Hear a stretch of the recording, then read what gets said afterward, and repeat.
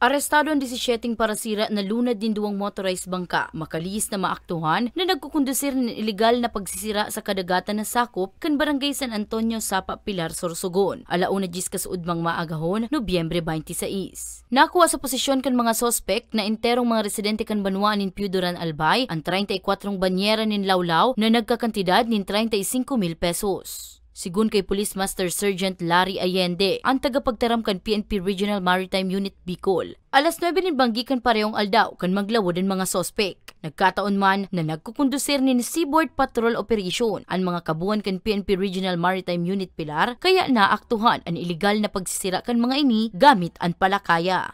Bati po sa pakikipag-ulay sa inda, normal, ang perming mga karasunan po nila, yun po na naghahanap buhay sa natinda. Nasa kustodiya pa kan Pilar Law Enforcement Team ang mga parasira as inahahampang sa kasong pagbalgar sa Section 86 kan Republic Act 10654 o unauthorized fishing. Panagos po ma'am na pakisumaro asin agad po kang Regional Maritime Unit 5 sa pangingin po pagsamuyang Chief na si Police Colonel Rao M. Pilanyo na magsulod po kita asin magpuha kan mga tama pong rekisitos lalong-lalo na po sa tuyang pagsisira. Tanganing pong pagdalimbawa man na magpatrolya or maagihan kan mga law enforcement unit na nagpapatupad po kan mga nasabing na hindi po kita magkaigwaki problema. Tanganing pong maprotektaran asin masiguro po na ang gabos po na nagsisira sa katuyang kadagatan, gabos po lihipin mo asin